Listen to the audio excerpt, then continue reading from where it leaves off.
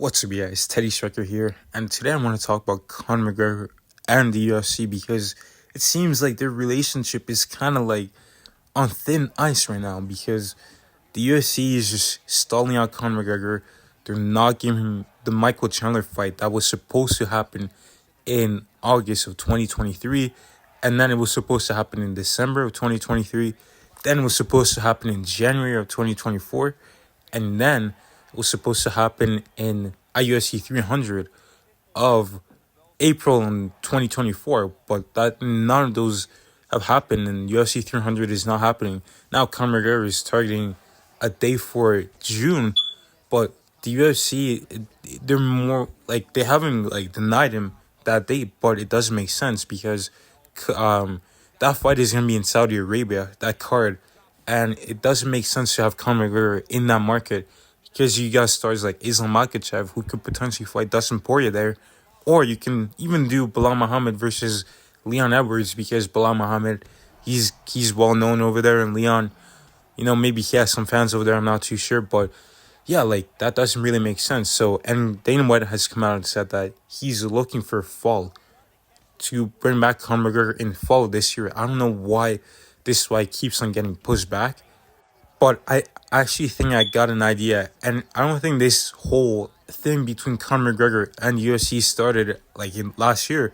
I think it started in 2020.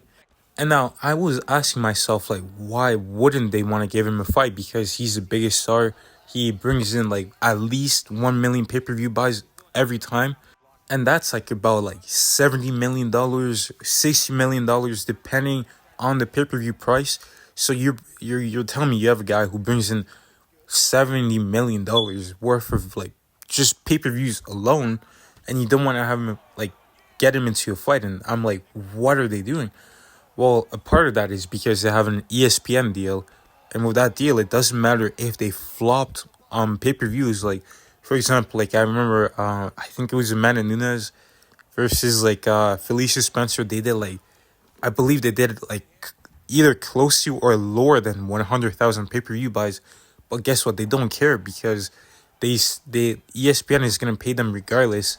Like, they're gonna pay them like as if any pay-per-view, like they had 500,000 pay-per-view buys, so they don't care.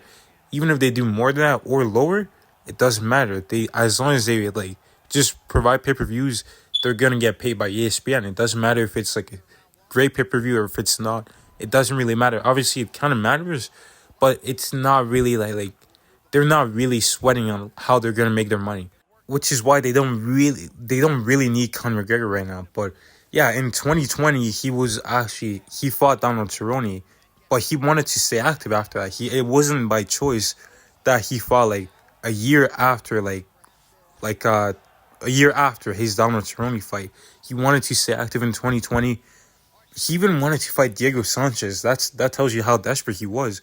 He just wanted to get in there with someone, but the UFC didn't want to, and I think the reason why actually kind of got revealed like recently, because in an interview, Conor McGregor actually said that he's only got 2 fights left on his contract. So what that tells me is he probably was on that same contract in 2020, and he didn't resign for a new one, and he wanted to get those fights out the way quickly so that he can just potentially have a boxing match with Manny Pacquiao. The way the Dustin Poirier fight actually like kind of came together was because Conor McGregor wanted a fight, and he was talking about how, oh, Dustin, let's fight for a charity because UFC doesn't want to give me a fight, so let's just run it back for charity. And then the UFC was like, no, no, no, no, no. We're gonna put you guys on pay-per-view. We're gonna have you guys fight in the UFC octagon, and that's what happened. After that, they obviously had to run it back, do the trilogy and whatnot. But after that, Conor McGregor got injured, right? He in the trilogy, and he was out for 2 years. He was ready to come back in 2023 against Michael Chandler, but the UFC they kind of kept on pushing back, and they were kind of like playing and finessing Conor McGregor and Michael Chandler because they were telling them, oh yeah, you're gonna fight in August. Oh, but you, because of USADA, you're probably gonna fight in December. And then again, it was a USADA issue. Oh, because of USADA, you can't fight in December, but we're gonna terminate our contract with USADA as of January 1st, and maybe you'll fight in January or in April at UFC 300. But guess what? None of that happened. So right now, there's no one else to blame but the UFC. And Nate Diaz actually has come out and said, in Conor McGregor's defense, surprisingly, that he was in a similar situation, and the UFC's just basically trying to like hold you down until like and not give you fights up until you resign, because if you finish all your fights, you're still like gonna be in your physical prime, and as a fighter that's very important because you don't want to be a free agent and just be getting slumped out there, right? So you want to keep that value, and you keep your value by being in your physical prime. Francis Ngannou, for example, he wasn't necessarily in his prime, but he left on top, and he was able to have some success outside of the UFC. And Nate Diaz, he was out for so long. I thought he was just, not wanting to fight, but he wanted to fight out his contract, but the UFC wasn't really giving him fight like opponents, I guess.